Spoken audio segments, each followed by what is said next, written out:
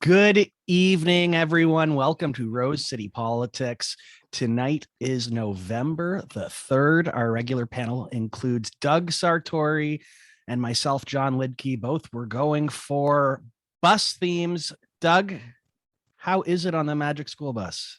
It's just as mystical and educational as I had hoped. Well, I'm excited to see if Miss Frizzle shows up. I'm strapped in here. We're going 55 miles per hour, as is regulations in this. So this is going to be a pretty fun episode. We'll try to make it fast too.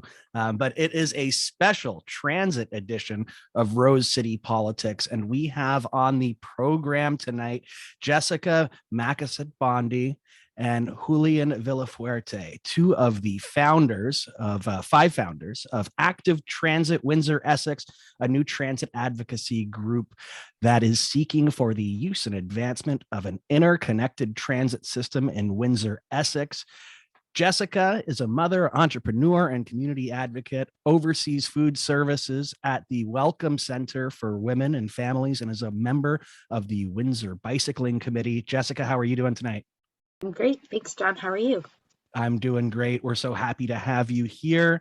I'll talk a little bit later about when we last had you on the show. Let's get right to Julian. Thanks for being here. You are a city builder, a second generation Canadian. And in 2019 and 20, you spearheaded a research project, which we talked about attracting and retaining talent in the region for Workforce Windsor-Essex. And you're currently pursuing a master's degree in urban planning at McGill University in Montreal. How are you doing? I am well. Very happy to be here. Thank you. We're happy to have both of you here. We all went with the public transit background images. 3 out of 4 went with buses. So Julian, you drew the short straw and you went with the LRT there. Yes, and this is significant. It's the Lausanne Metro. It's in Switzerland. It's the smallest city in the world to have a metro system. I think their population is like 140,000 people. So it's just to, add fuel to our dreams that maybe in Windsor one day in the future, we could have something more than a bus. We're getting a trolley, Julian. I don't know if you heard. Oh, that's right. Yeah. Like that goes from A to A. Yes, it's stationary. It's that's kind of mobility. Why do we need to go anywhere other than the beacon? It's the best. It's a start. I mean, it's a start. You can't deny that much. So we're so excited to have the two of you on. We're going to be talking about this new organization, Active Transit Windsor-Essex, that you two are part of a group that's put together. We've got an exclusive interview with Ward 3 Councillor Rino Bortolin, where we have a bit of a brief conversation, or I do rather, about his council motion to redesign and reduce Riverside Drive to 2 lanes, and he'll explain why it's not a road diet, but it meets a lot of some definitions around that. It's a bit of a nuance issue for him, but that's a really, really interesting conversation that we have. So this is Rose City Politics. We are Windsor's only municipal politics podcast. Please do support us at patreon.com/Rose City Politics. Check us out in BizX Magazine, bizxmagazine.com. We're on all of your favorite social media apps, on all of your favorite podcasting apps. And Rose City Politics is able to broadcast live on tape thanks to the kind support of LiUNA 625, Building Better Communities. So let's dive in with these two special guests that we have. We're talking about Active Transit Windsor-Essex, grassroots advocacy group working for a more accessible and sustainable transportation system in Windsor and Essex. You're building a coalition of community leaders, transit riders, and public transit advocates. Jessica, let's start with you. Tell me about some of the goals of the group. How did this come together? So we came together, some of us came together in 2019, and when the More Than Transit master plan was coming together. And so, did a little bit of advocating there. There wasn't any funding. Fast forward, you hit a pandemic and transit shuts down, but that ember was always carried. And so, when you look at building the post-pandemic city, we're really excited because, at the beginning of it, earlier this year, we had transit training over in Detroit. It was virtual, but the Motor City Freedom Riders hosted a training, and there was half a dozen people from Windsor there. And so you have to think about like, okay, there's an interest here to get things going. And so from there, over the summer, we've sort of built ourselves up, really tried to narrow down on what our values are as a group. And, we're here now to push our survey and to hit the public. Well, we last had you on the show to talk about that transit shutdown. I believe that was the last time going through the show notes there. So, well over a year ago now, and transit has actually sort of still in the short period of time fully resumed, although not completely. There's still some shutdowns going on, but it's really interesting that this type of planning you were able to sort of piggyback on some other things that are going on in the region that we have. It's I guess that's one of the great things about living down in these parts. Julian, want to ask you, I guess, why are you doing this? Like what's the key impetus? You don't have to be doing this. You're not even here. Yeah, but it's fun and it's something that I believe in. Like I enjoy, that's just something that Jess reached out to me about that, they're starting a transit advocacy group, a bunch of folks. I met Jess and met a bunch of other people. This is during the pandemic. So the first times we were talking, we're just over Zoom, and it sounded like an amazing initiative. And and it's something that, something I really care about a lot, and something I really believe Windsor needs is more active democracy. I think it's something that you talked about recently on the show. That's something that like Windsor, by just sort of objective measures, is lacking in that. And part of that, depends on elected officials taking some initiative to boost that up, but it's also the citizens that have to keep them accountable, and also the citizens that should participate in creating sort of other modes, other sort of like visions, ideas, like ways of creating those ideas and ways of setting an example for how we could be building policy. So that's kind of my impetus in being involved in this, and I love these kind of projects. So, and I've something, more transit and more investment in transit is something that I think I like, something that I believe in very strongly. I think that's something that will benefit everybody in Windsor-Essex. Now, I've got one last question that I want to ask you before we'll bring Doug in, and I'm sure he's got some cross-examination that he's want to go really heavy and fast with. You talk about, I was going through the website, a regional shift that you say is happening. So I'll ask both of you or whoever wants to take it, what is this shift that's occurring? How do you measure such a shift? I'll let you define that as well. And I mean, obviously you're hoping to, ride that wave of it. What are the next steps going to be? I know that you mentioned the survey, and then we'll dive a bit deeper into this topic. Jessica, let's bring you in. So I think when we talk about, the regional shift happening, it's really hard to sell that before you can improve what existing services we have. So I think our focus as a group initially really has to be, how can we improve the services? How can we push to improve the services that we have? And there's a number of problems that we need to address before we can even think about seriously offering good services to areas like Tecumseh and Bell River. And so there's a lot of work to be done. And I think we recognize that as a group. We understand that, we do want to be able to build the momentum, educate people on the changes that we can make now that will make a difference in the future. So when we look at projects that are happening in the future, when roads are being redone, how do we revision those roads so that they're more conducive to active transportation, both cycling and public transportation, because the cycling part of it is important too, because that is your what they call last mile solution. And most people, especially when you're out in the county, if you're going to a destination, you probably are going to be biking or walking that last little bit, and it might be kind of far from where the bus stop is. So it's beneficial to have good cycling routes too, and that will support public transit use in the county. Great stuff. So my question, and it's for whoever wants to jump on it or both, is what is your relationship to More Than Transit? The transit master plan, More Than Transit, if I remember correctly, was announced in 2019.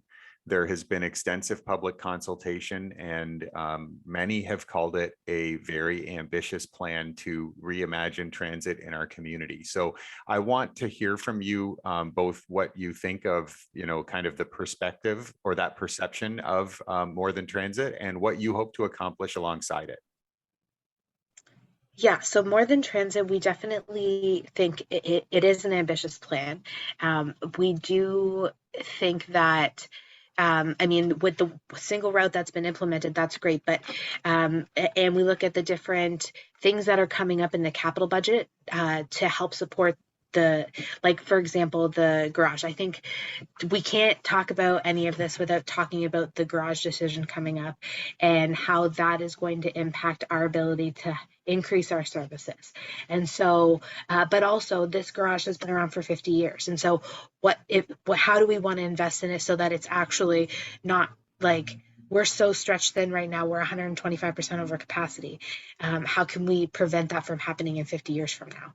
So there's a lot to be talked about, and it's coming up in the next couple of months. And so I think when we talk about More Than Transit right now, that's what we have to talk about. But it is a great plan. I agree with everything you said, and we want to work with Transit Windsor to educate people on what the possibilities are, because a lot of the times with these plans, you get a great plan, the consultants have done a great job, but then the plan gets shelved and not looked at and not funded. Well, and then what's the point? And we spent all this money on this plan for what reason? So I don't know if there's anything that Julian wants to add, but I think, that's really our position on it, and we're here to help support it. Yeah, and that's like basically our starting point is a starting point of a lot of support for this plan. If this is a lot of the values that are at the base of it, there's mentions of livability. There's the idea to switch to a more radial, not a radial system, but a grid system. Right now we have a radial hub and spoke system, so something that's more grid, more frequency. What they're proposing is increasing the amount of service hours by over 50% compared to current. And basically what we know, and like part of the impetus of creating this group, is that it takes people or just, people involved in the democratic process to push for these kind of things to get implemented, because it's not a guarantee. So that's part of what we're here to do at the outset. And then, just in the meanwhile, I guess, is to develop a more sort of to be sort of a representative, or hopefully of a group of people, and develop a kind of a more nuanced perspective on well, what are some other things that we might want to see elaborated about, like the implementation of this plan? What are some other problems that might have emerged as a result of COVID, or what are some other sort of experiences that people are facing using the transit system that need to be addressed that might not have been mentioned in the plan? So that's part of, that's part of what the survey is for, and that's part of what we hope to do in the,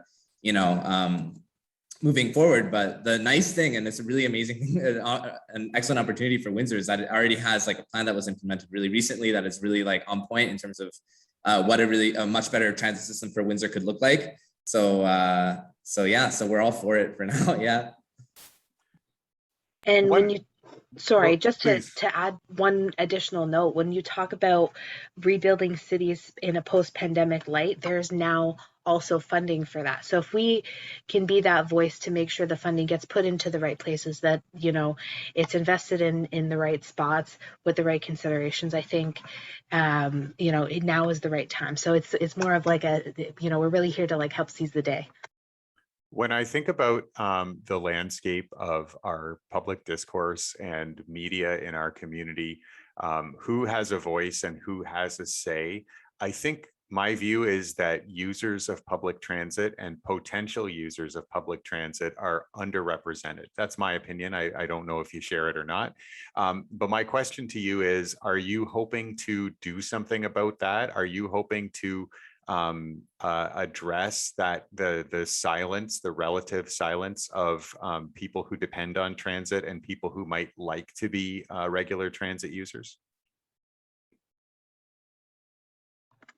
Yeah, I definitely think we've done a lot of reaching out to different organizations that I would describe as marginalized populations, because right now that's who utilizes transit. You don't utilize transit unless you absolutely need it, because that's the state of our transit. That's what we've funded. So I don't know, like, there's nothing else that we should expect, because this is the system that we have for a reason. And we really want to get these voices involved in this conversation, and I think that's part of seeing it done the right way. And so making sure that my background, I work at the Welcome Center, and so we've done sort of extra work to try and work with organizations that serve people experiencing homelessness, because they don't have access to a phone. So our survey is available via mobile. So we've made it available via paper copy to the organizations. We will have to then input the data. It's an extra step for us, but then we know that these voices have been included, and I think that's important. And that's just one example of that. Yeah.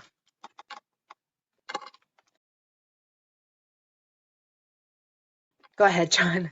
Oh, it's been a while since I got caught by my own mute. That's embarrassing. So people are going to fill these out. You're going to get some good hard data here that's going to be able to hopefully, point you in some right directions about what people are looking for. Julian, I'll bring you in. Where are you going with that data? I mean, this is what your background is sifting through data and presenting data. You've done this before. Are you going to be compiling some kind of a report that people are going to be able to glean things from? I'm sure going to be bringing it forward to elected officials. What's the next steps?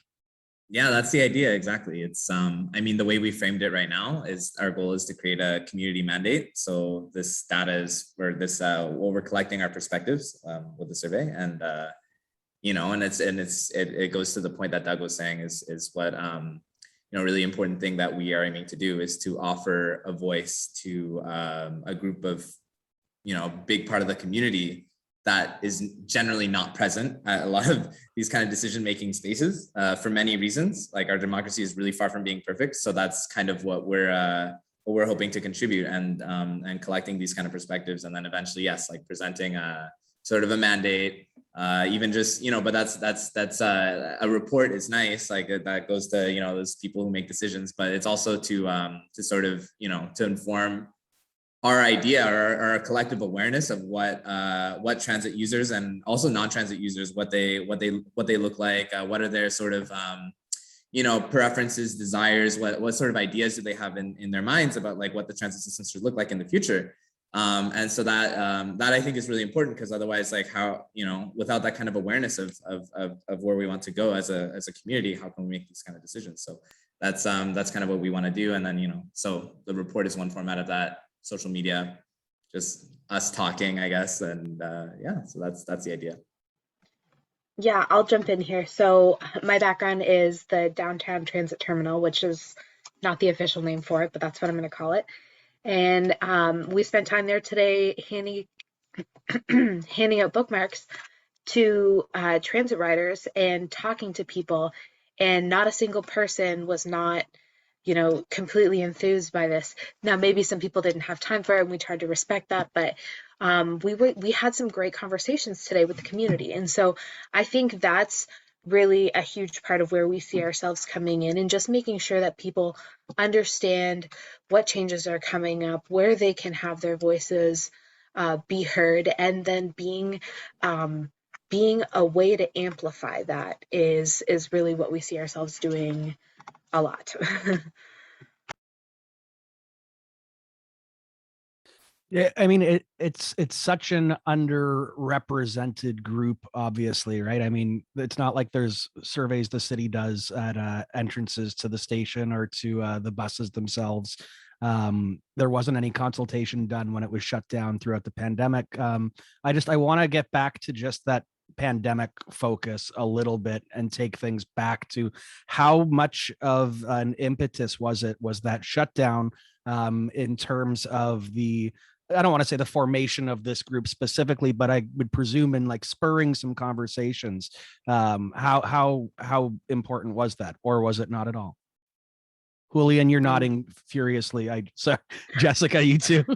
Well, I would say it was kind of a big hit to efforts that were happening. It was kind of like the final blow of like current efforts that had been popping up.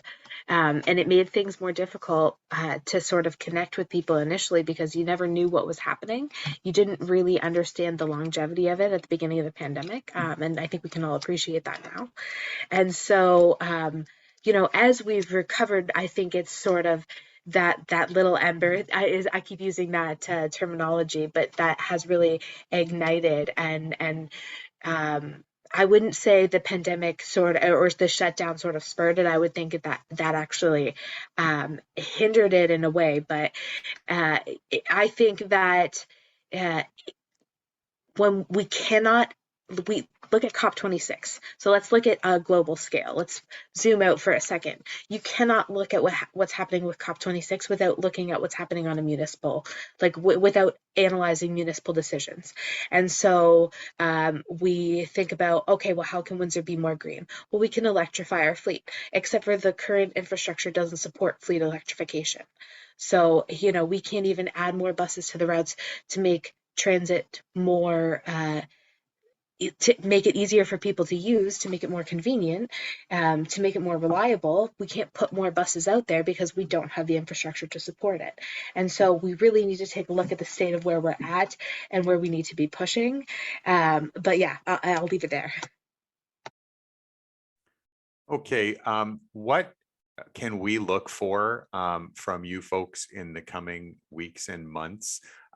If someone is interested in getting on board and helping the effort in some way, what are you going to be doing, and what are the ways that people can help?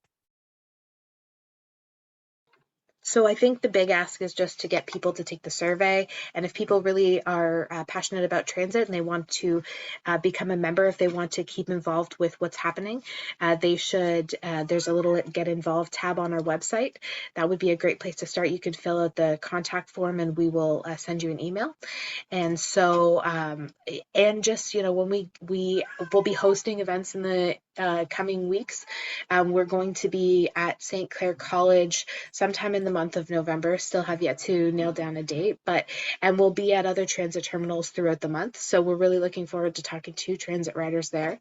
But whether or not you're a transit rider, we want to hear your comments on the survey. So, if anybody is listening, go to Activate. So it's Activate Transit Windsor-Essex.ca.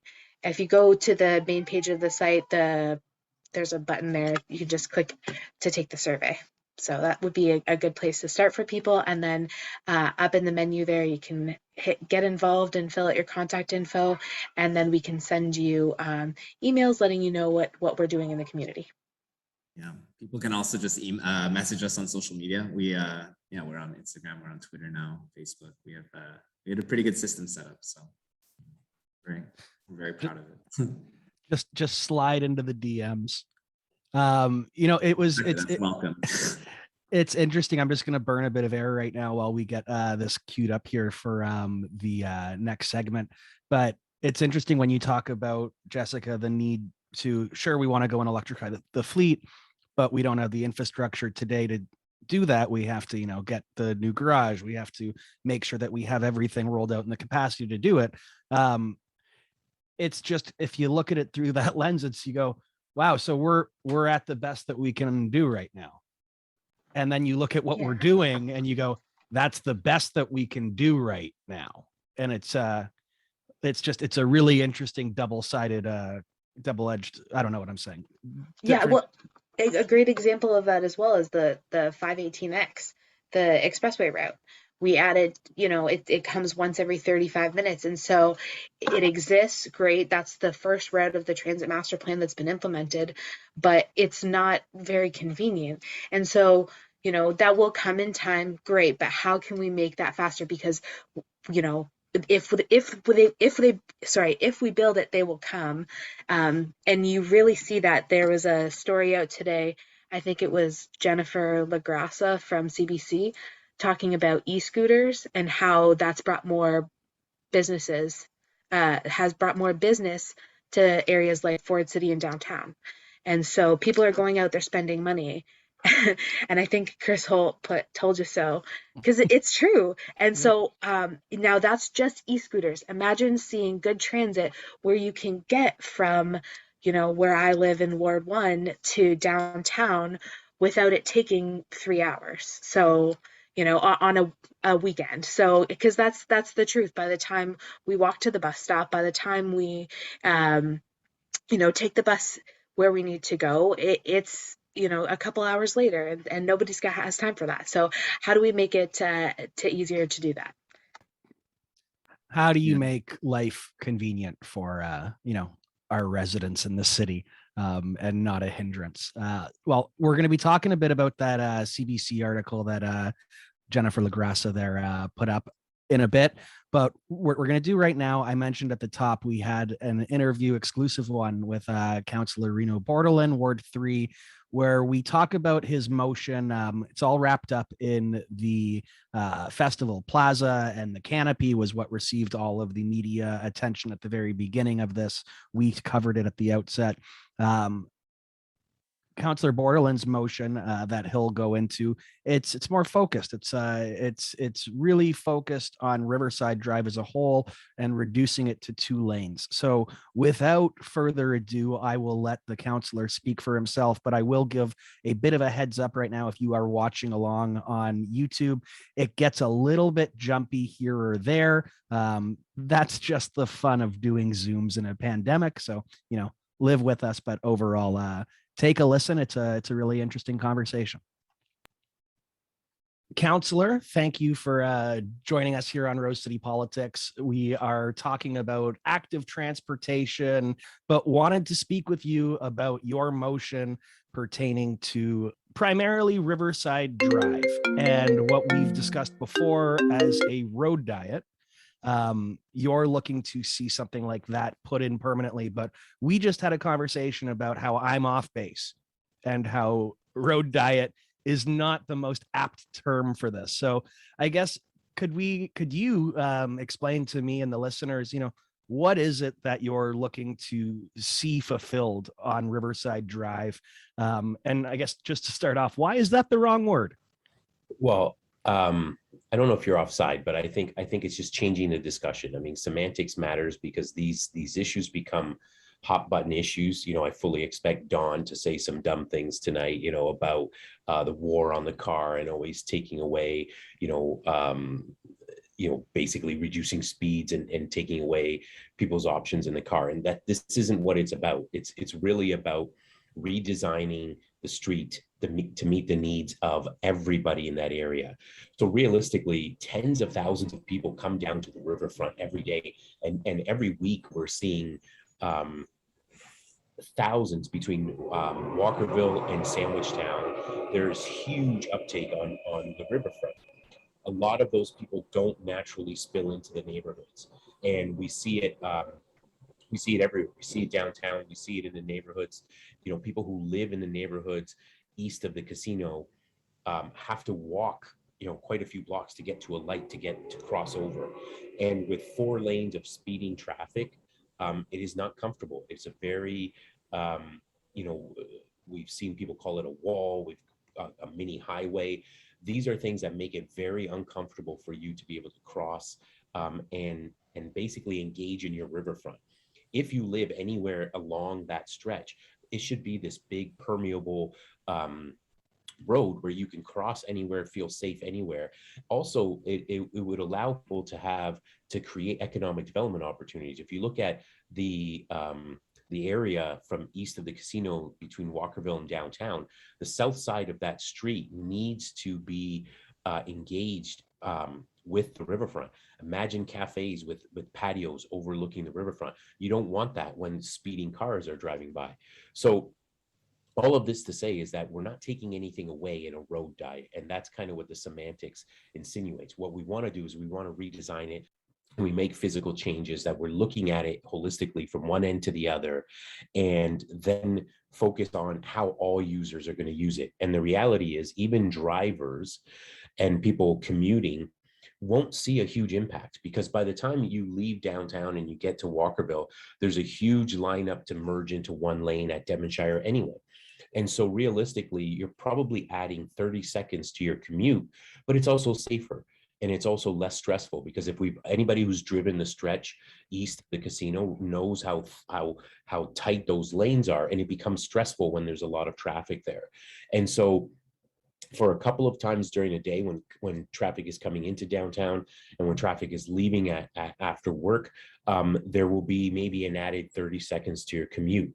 But what it will do for everybody along that stretch, any pedestrians, cyclists, and everybody looking to engage with the neighborhoods, it'll make it safer, easier, and more compelling to actually seep into downtown. Right now, a lot of those tens of thousands of people that come to the riverfront on a weekly basis don't naturally seep into the downtown core, and they should. And so this is, you tie it in with the scooters, you tie it in with other things that are happening, you tie it in with a lot of the districting that we're looking to do downtown, and you will pull people in as long as that connection feels safe and it feels like something that it feels like a natural flow into the downtown. What are some outstanding misconceptions that might still be out there rather than just, the branding around it? Well, the misconceptions are just that it'll slow me down. It's going to add so much time. There are people who would even be so bold as to say that, when there's congestion, cars are idling more, so it's worse for the environment. All of these are bizarre myths that have been blown out of the water in cities across North America already. And so the more we choose to continually design things for people in their cars, the more we will miss the mark. And unfortunately, the other aspect of this is that the pushback will come from those commuters that you're talking about. So the commuters, we're going to add, anywhere from 30 seconds plus to their commute. When you really think about that, it's ludicrous that would even be an issue. But we live in a city where commuting is taken for granted, because you can come from Bell River to come see anywhere into downtown, and it's 25, 30 minutes, and it's no big deal. It's okay to make that longer. It's okay to make it less pleasant to commute from Bell River to downtown for the benefit of the people who live in these areas, so that they don't have to play Frogger with their lives in their hands to cross the road and get to this beautiful riverfront. To your point about economic development, we talk about, we don't want anything north of Riverside Drive to be developed, nothing to go above the Crown. We don't want any commercialized at all. But why isn't the south side just teeming with businesses? Basically, like I mentioned, a cafe overlooking this $1 million view. There should be dozens of them. It should be almost prime property for all of that. One of the reasons is the way that the road is designed, and it's not meant to slow down and come into a business. And so, what we just saw with the bird scooters and their sort of midterm report card, and how businesses are saying businesses have seen a boom from active transportation, from things like the scooters, and from people having options. So we tend to appeal to the commuters in a situation like this, and some of those commuters are not Windsor residents, as opposed to the people who actually live in those areas and would benefit from walking and connecting to the waterfront. So are there any negatives to this? There's a cost, so there will be a cost, but to me that's not necessarily a negative. That's an investment in the community that we'll see huge returns on. And I think realistically, if we're prepared to spend $35 million to help bring people down to the waterfront for Festival Plaza, when we know that only happens for 30, 40 nights of the year, we should be prepared to make this safer for, $15, $20 million that brings tens of thousands of people down to the riverfront weekly. So this is the kind of discussion that has to happen, because we have to get past the myths, right? It always will come up. I guarantee you it'll come up this time. I know somebody will complain about parking in there somewhere. This is the perpetual conversation where they feel that it's taking away some right as an automobile driver, whereas it's not doing that at all. It's just making it better for everyone. more so it's a safety issue. People on the trail are there with their kids, with their strollers. Their kids are learning how to rollerblade. The kids are crossing the trails this way. It becomes a safety issue. You shouldn't be riding your bike faster than 15 kilometers an hour on that stretch, on those bike paths. When a commuter is coming in, let's say a commuter is coming in from Riverside and works downtown, they want to be riding 25, 30 kilometers an hour. They want to get straight to downtown to work. I like to tell people, would we close, let Dougal to Tecumseh and tell motorists to use the alleys as an option? That's what you're telling people when you're telling people to use these trails, these multi-use trails, because now all of a sudden a commuting cyclist is on a trail with rollerbladers, moms with strollers, all kinds of things, scooters, all kinds of things that are happening. Whereas if they're in a bike lane, it's a bike lane, and it's a bike lane that's getting them to and from work. And we don't understand what the commuter cyclist actually needs and deals with, because we still see, to your point, we still see cycling as this recreation that could also get us to work if we're going that way. Now, last question I have for you. You say you're all for active transportation, protecting the users of that. Why then are you so opposed to the tunnel at the riverfront, which would have protected them from vehicles far more than what you're proposing? Why were you opposed to that tunnel linking the riverfront to the Esplanade City Hall Square? Why is what you're proposing better? Well, because it does a few things. The tunnel is a singular point of contact. So wherever we put it, originally it was in front of the art gallery, then it was moved down to basically behind Festival Plaza and where it'll link up with the Civic Esplanade. It's one connection point. So people would have to go to that one connection point. The second part is it basically admits that we have a highway above us. And so we're going to give you this $25 million safe space to cross. It really is putting a focus on the wrong things. The cost is exorbitant. It always has been exorbitant. Nobody has ever wanted this tunnel. What it does is that these tunnels have been proven over and over again that when they're in areas like this, fine, after a concert at Festival Plaza, there might be a lot of people that come up. But on an average Monday night in November, who's in that tunnel? What's going to happen is somebody will walk down the Civic Esplanade, go to use the tunnel, not feel safe because there may be people sleeping in the tunnel, loitering in the tunnel, doing things in the tunnel that are not legal, and they're not going to feel safe. And the first time they encounter that, they're never going to use that tunnel again. And when you come to use that tunnel, you are in a hidden area, in potentially a dark, it may be well lit inside, but it's dark behind you.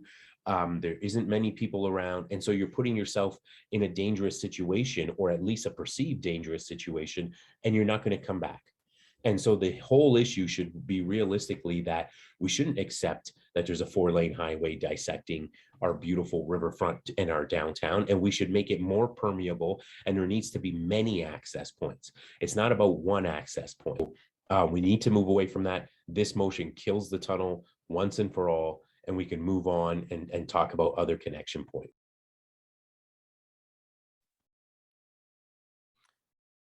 So that was my interview that I had earlier today with Councillor Bortolin. Covered a lot of topics there in the one topic itself. Doug, I want to ask you though, just dive into the first part. It's a bit of the facetious joke I made at the top of it, but how important do you think it is, the nuanced take on it? I mean, in politics, the branding and the marketing is always important. There's numerous examples, in down south where things have had to be rebranded to be sold. Do you think that he's on the right track here with not wanting to focus on what would be probably perceived to be more of a negative term, especially here in, the automotive capital of Canada? Yeah, I think that is a smart choice. The people who drive cars and who are, and I drive a car to work every day, but people who are motorists and identify themselves as motorists, I think are deeply suspicious of, things that are going to change their level of access their ability to move at speed, their ability to move efficiently, their ability to park their car wherever they want. I think there is a suspicion there, and I think that that suspicion is part of just what you're touching on. It has been engendered by cynical politicians, pandering politicians who pander to people's self-interest and then create a perceived threat to that self-interest are a real problem. This is something that we could have a mature conversation as a community about, and I think find a way to coexist between motorists, pedestrians, users of transit, users of active transportation. There is plenty of room in this city for all of us to have what we need. But if we start every conversation with, oh my God, you can't offend the car people, it's going to be really, really hard to move the needle anywhere. So I think that that is a reasonable thing. Now I've got a question for you, Jon.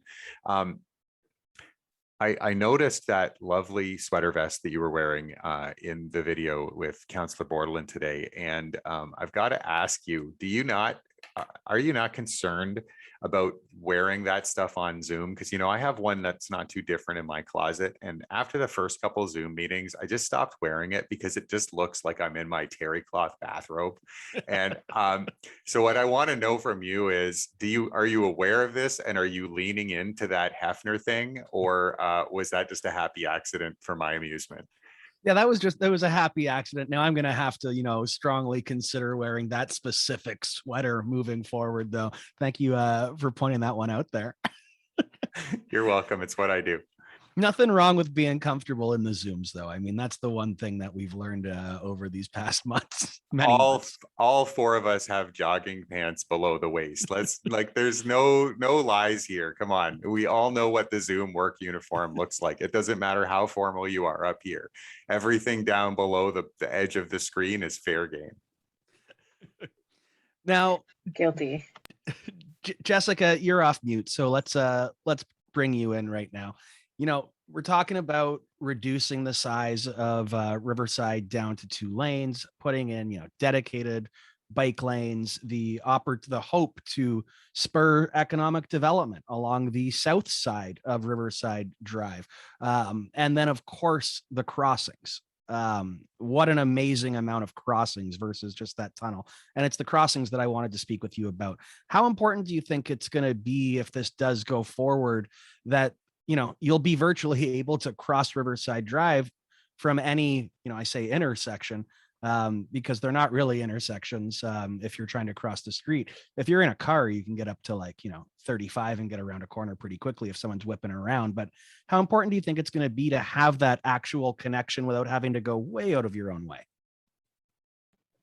Yeah, I think whatever we can do to make the streets more conducive to people walking, biking, and just being able to get around that way, to make them safer for the e-scooters even, because that's become a big piece of the waterfront now too, right?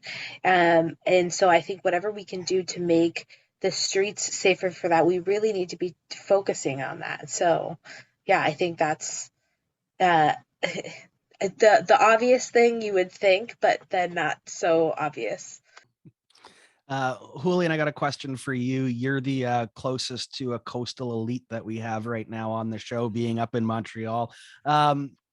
You did the attraction and retention report, which touched on a lot of this kind of stuff from different angles. Of course, I guess, I want to ask you about the economic development angle that Councillor Bortolin was talking about, and just how he would hope that it might spur that kind of development. And, living where you are right now, I guess, just as a jumping off point, what would your colleagues and friends that you've met and you're spending time up there think if they were to see the riverfront that we have and the state that it's in as just a thoroughfare connecting, neighborhood to neighborhood, and not having, a place to get a cup of coffee or have a glass of wine or a pint of beer or a salad? Yeah, basically right now it's a poor use of space. It's poor land.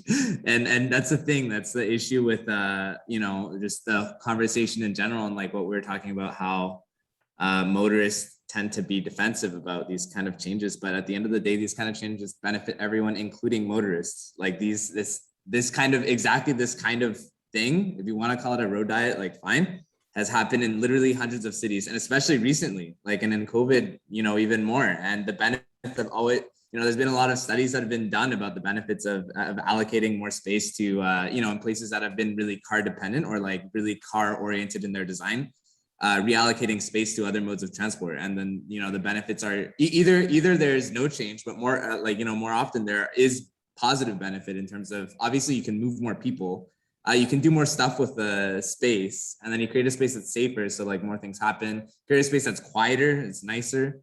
And then the thing is in terms of like how people get around, like people adapt. And in this context, like specifically with Riverside Drive, like there are other ways to drive around. And plus, when you're allocating so much of that space to other modes of transport, maybe people won't drive anymore. Maybe they'll take other modes. So that's so at the end of the day, as a motorist, like, are you really that affected? No, like as far as you're driving. And if anything, like, oh, well, now you also have like really positive things. You have a nicer waterfront, maybe some more destinations to go visit. So everyone wins. Yeah, I think too, there's a generational aspect to this. And one of the things that a community that has low voter turnout like Windsor, one of the things that happens is that voters skew to higher socioeconomic status and they skew older. I think, and this is my perception, being an old myself, I can only sort of look and perceive the young folks, but and maybe the actual young people who are our guests tonight might want to weigh in on this, but I see less attachment to the car generationally. The younger millennials and the Tide Pod generation coming up behind them, they seem to be less attached to owning a vehicle as this emblem of freedom, as this thing that makes you a complete adult.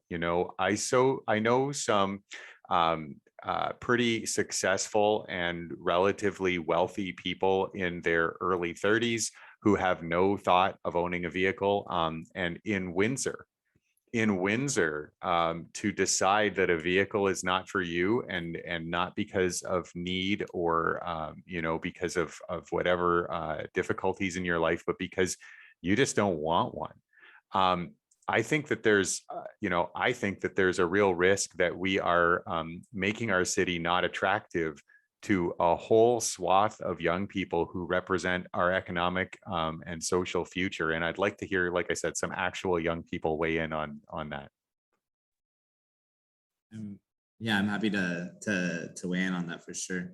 I would say like it's probably true, but there's obviously like there are still young people who like cars. I mean, I think maybe one thing that we've realized is that this is my opinion and my peers, like we realize cars are not freedom.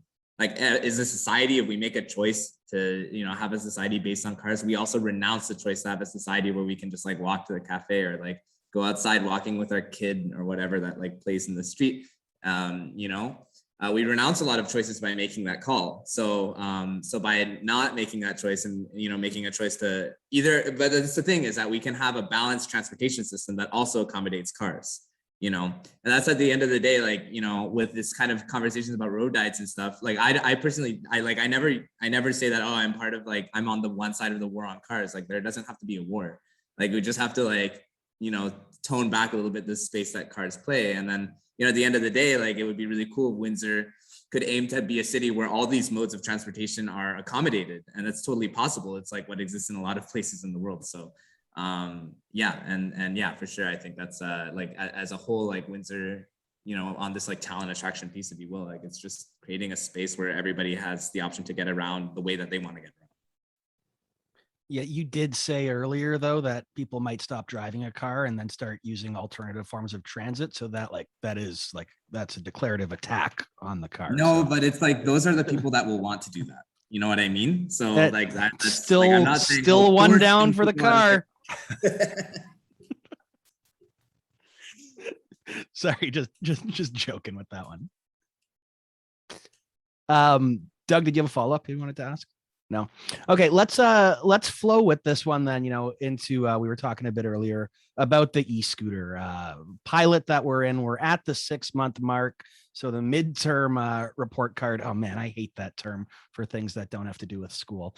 But, you know, so we've seen some data that's come out, over 135,000 rides, longest ride time in Canada with 25-minute average time, which, you know, I think that one makes sense. We've got a pretty long riverfront. So people are probably, we know from some of the upcoming statistics here, the most common starting points are downtown and the Great Canadian Flag. So, you know, with such a large riverfront, it makes sense that people are, you know, taking it from one end to the other and coming back.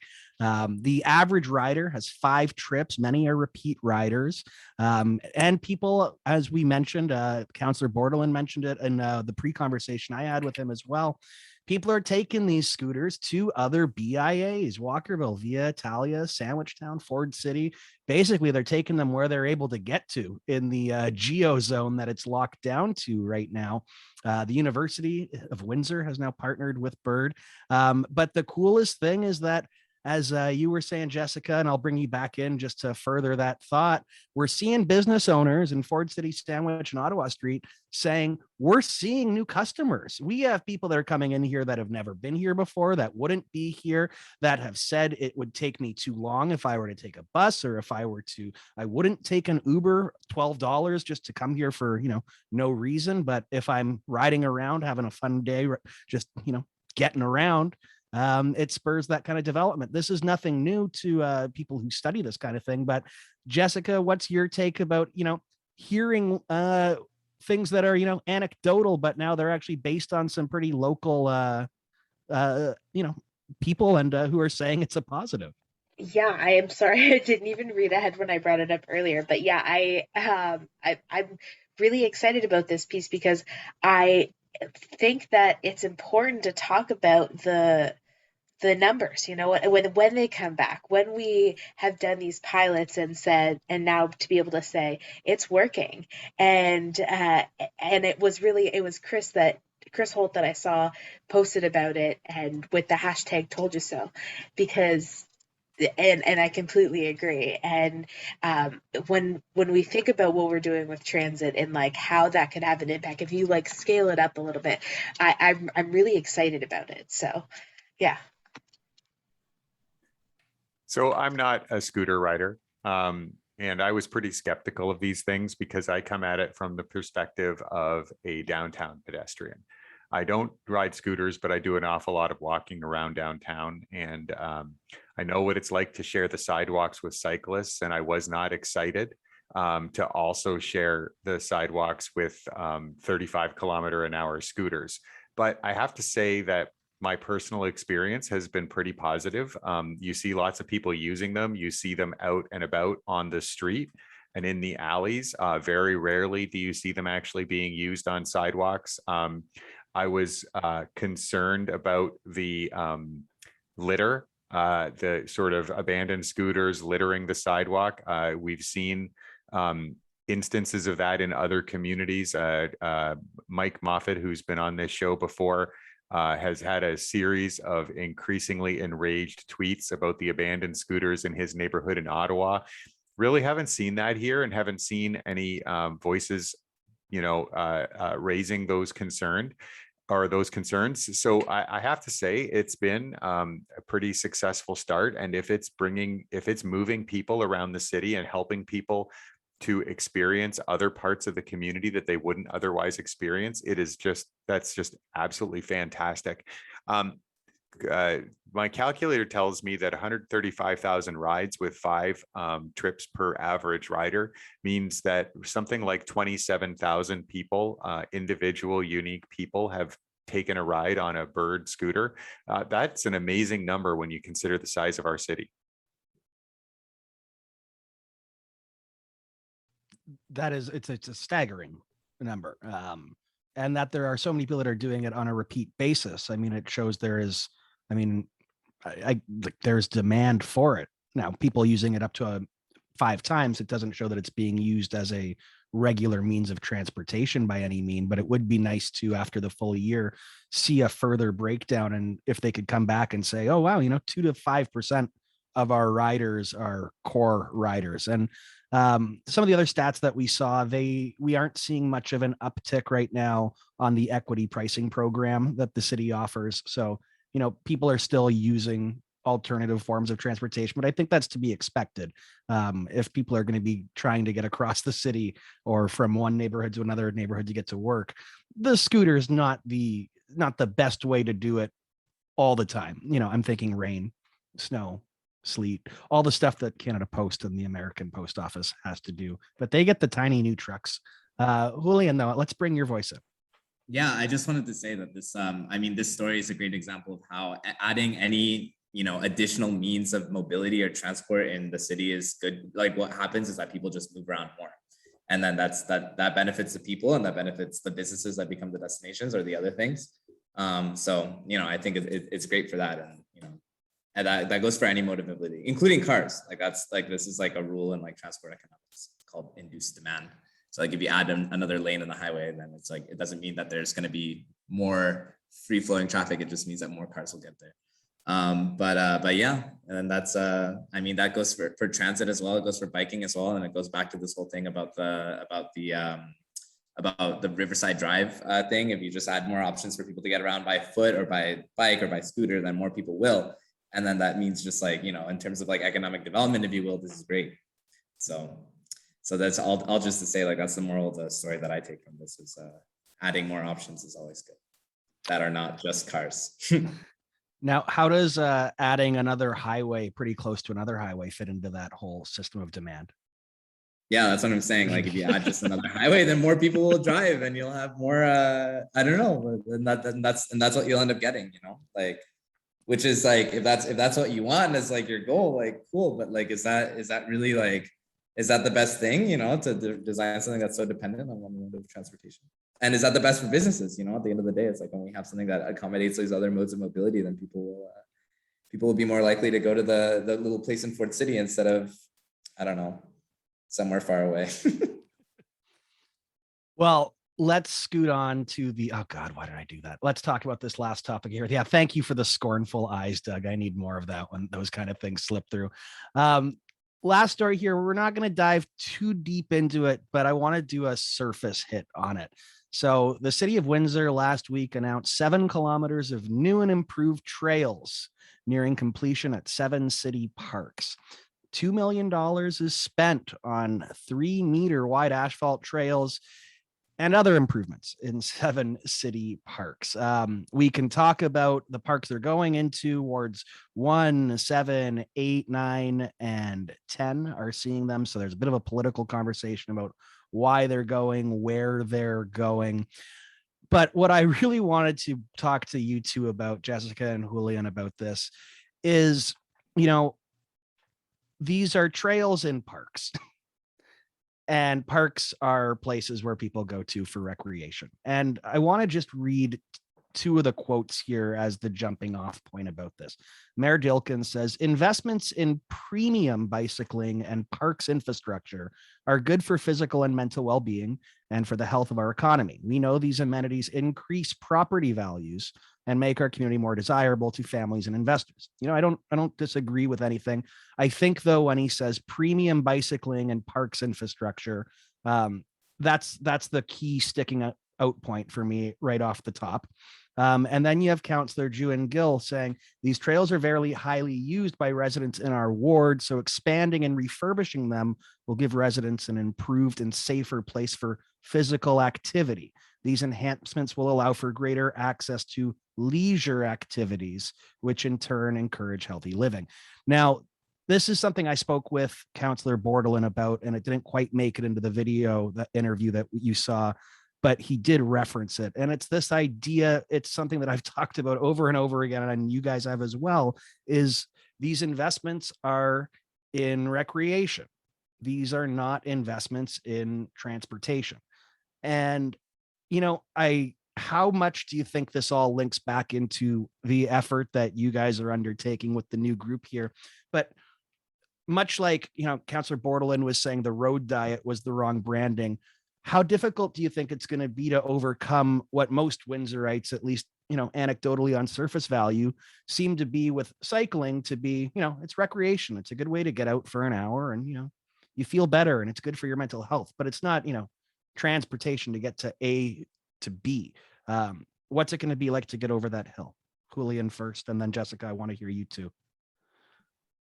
Sure. Yeah. I mean, it's kind of promising to read those quotes because it's almost as if they get it, and maybe they do. And it's like not very, it just takes a little bit of political courage to like apply that and realize like, oh, well, maybe cycling is also really good it has like many benefits, like, the health benefits, the leisure benefits, the property value benefits too. But also like, there's the transportation system benefits.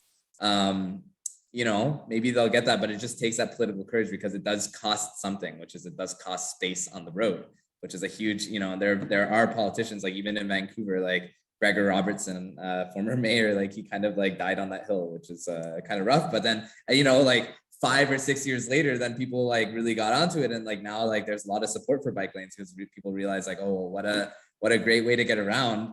And like, this is really good for my health, like personally speaking in Montreal, like that's how I get around. That's how I get to school every day. And I just get it like, 40 minutes of biking, daily. And it's really nice. And I get to see all these like beautiful things on the way and beautiful people, and it's fun. But yeah, so that's, what does it take to get over that hill? I mean, one thing that I always think about in Windsor is that Windsor organizes open streets, which I think is a really cool way that people like experience like the benefit of that. And it's, I mean, if I was in charge, I would realize like, oh, that's a really great way to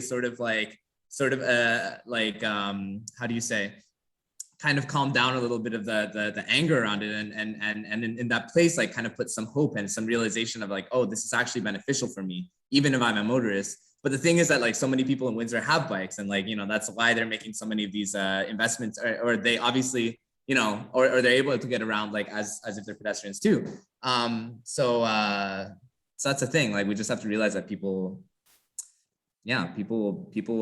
will go when that happens, and when somebody takes the leadership to make it happen. So that's kind of like what our group is also here for, is just to push for that. I love the optimism because you heard those quotes and you were optimistic, and I brought those quotes in because I was being cynical, and I heard it completely the opposite. Jessica, I guess, I'll ask you as well. What was your take on the quotes, and then, further expand from there? Yeah, so I see this news kind of on the middle ground, and let me bring my perspective there. So I use Central Park frequently while I did this summer for yoga. We did outdoor yoga. That's pandemic life. And it's a nice park. Definitely could see how some improvements would make it better. But the other thing is, it's not a very easy park to cycle to. And so I don't live terribly far, but I would drive. And so I'm, when we're looking at making these trail upgrades and making these investments in these parks, we also have to look at connecting them to things. And so if we're going to take that time to do that, there's another piece to that conversation. And so I think in that way, we can see it as a positive because it's the start of a conversation. It's a start of investing in these areas that bring people outside, that get people, out in interacting with their city. But then also there's how do we bring them there, not just with a car? So how do we get trails? This mentions trails, but I imagine this is trails within inside Central Park. But I'm talking about trails connecting to Central Park to the Herb Gray Trail, which is not far from that area. So, yeah, that's another piece of it, and I think I would consider that the middle ground, because I do see how it's positive, but there's also a lot of work to be done in that way too. You're on mute, Jonathan. Twice in a show. Gosh, I'm gonna have to leave if it happens one more time. I like what you were saying there, Jessica, about the need to link these amenities to broader infrastructure to be able to access them. I think too, a couple parks that are on Riverside Drive on the way up to the Peace Fountain area. And they look like some of the coolest little parks. There's like 4 or 5 little benches, and it's right on the waterfront. And there's like 3 or 4 of these parks, but there's no parking. There's no bike lanes in that area whatsoever. And so you're left to think like, well, who are these parks for? oh, the people who live in the immediate vicinity of those parks. Well, why aren't there more benches or lanes? Because they don't want you there. That's the only thing to take away from it. So I just wanted to add, another one of my cynical looks on it. And I hope that one day I get to use those parks, because I've also been physically barred from going into any of them. I don't know why. Well, John, that's what happens when you anger the powers that be with your incisive commentary. Sorry, Jessica, I interrupted you for a joke. Oh no, that's okay. I was honestly just looking at all of this and thinking it's easy to get people excited about parks right now, especially we've been cooped up in our houses for a year and a half. But it's less easy to get, like, for all of this money that we're spending, we could, at the same time put in good, and I know it's part of the plan, and we're doing that little bits at a time. But we were out taking pictures of bus stops. And the state of some of our bus stops in the city is really, really, really sad. And I know it's all changing, but it's not as easy to get people excited about putting in a nice bench for people waiting to take transit, versus just like literally standing outside of somebody's house. That's what my bus stop is. It's at the end of somebody's driveway, essentially, and there's just a pole with a sign on top of it, and you're just sort of lurking around at the neighborhood houses. So I think the best take on these trails in the parks and this investment, the best take on it was from an anonymous account on Facebook, which many of us believe is a City of Windsor employee who posts commentary and thoughts in order to avoid being fired or otherwise sanctioned. And that take was that these trails are being widened for pickup truck access. They are being widened so that parks employees can more easily access different parts of the park with their pickup trucks. And so what's really happening here is some administrative convenience is now being repackaged and sold by the politicians as this wonderful community benefit for active transportation. And that, to me, sounds about right. I think that is probably what we're talking about here. I don't think we need to read too much further into it. Julian, I really love your optimism, man. We need you on the show more. It's really wonderful, but come on, these guys are just saying what they got to say so that the cameras will take their picture and put them in the newspaper. That's, I think, what was going on here. I am honestly so impressed. That's a really good way to sell that. Well, I mean, I think it's probably absolutely right, in the sense that we've seen this happen at Willisted Park. We've seen this episode before. We see how this goes. The trails were widened. The Save Willisted Park group, Walkerville, and Walkerville's, most prominent residents weren't able to stop this. And I think that there probably is a lot of logic in what this anonymous account is posting. Anyone else running anonymous accounts or thinking of starting one, slide into our DMs. Well, that is a rare case where most of the time, and I think you guys know my perspective on anonymous accounts, they're good for, I will make two exceptions. If you're funny and only funny, go ahead, be anonymous, poke fun. Or if like the person that we're talking about, you are sharing genuinely useful and interesting information at the risk of your employment, be anonymous. Otherwise, kind of screw off with that stuff. Yeah, we've talked about that before. If you're just going to be there to make fun of people and advance a political agenda, just, do it on your own account, because we'd all appreciate that. And then we could talk about you on the show too. Yeah, maybe that's the reason.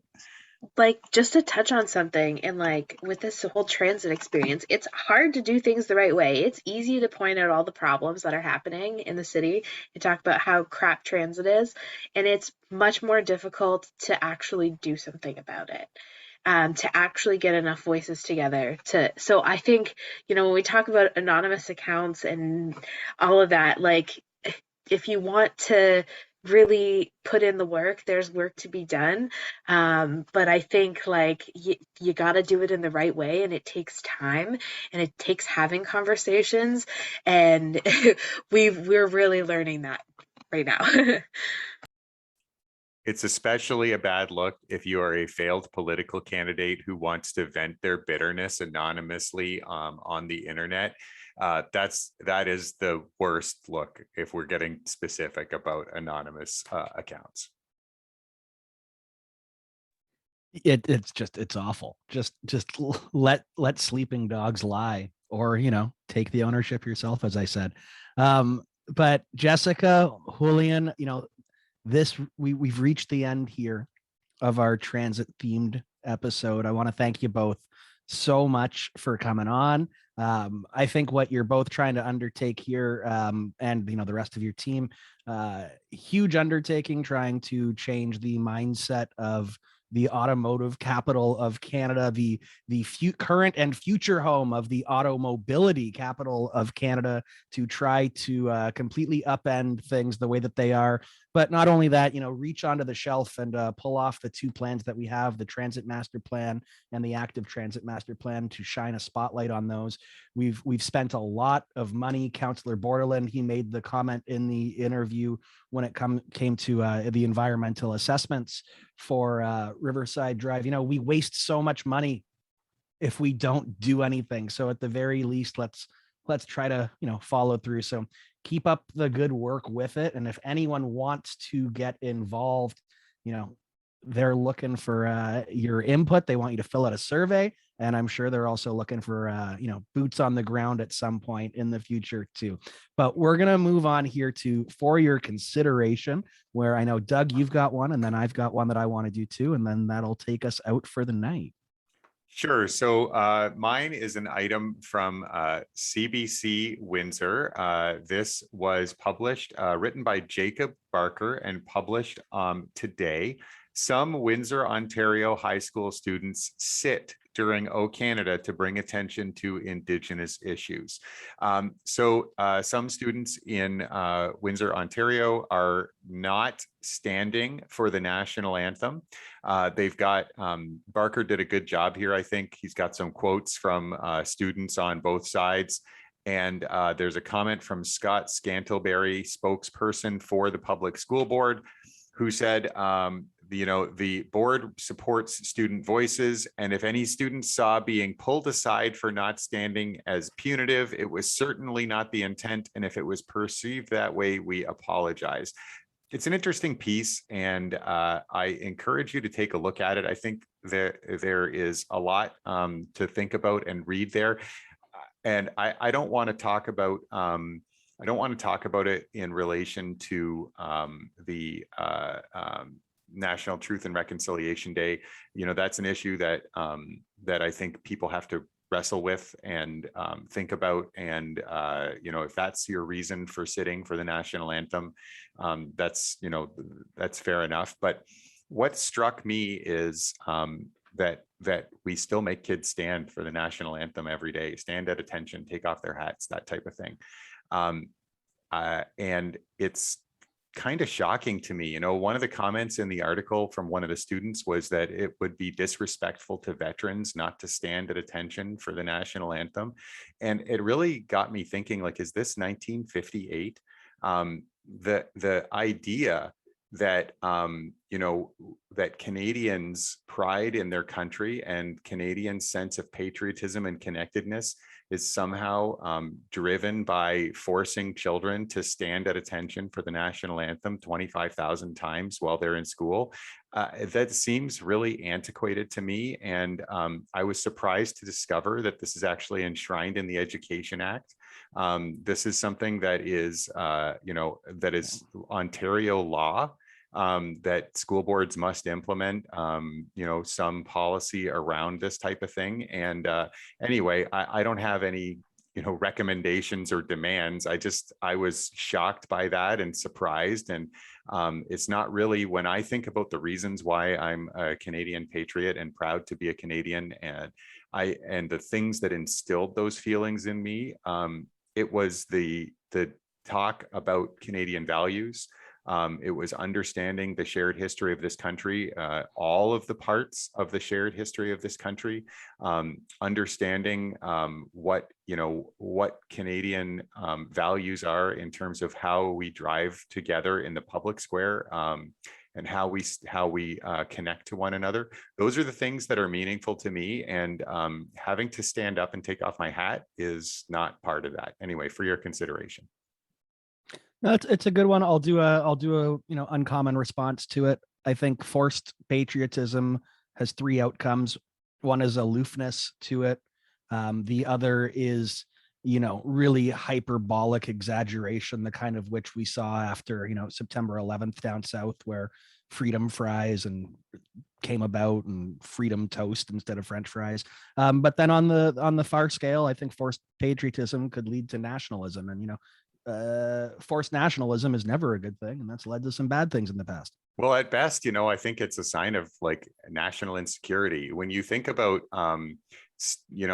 think about all the kids in the schoolyard that you knew, and the kid who was always telling you how awesome his dad was and all the great toys that he had and how fast he could run and how smart he was. What did you think about that kid? And what do you think that kid thought about himself? Kid sucked. That's exactly what I was thinking, Doug.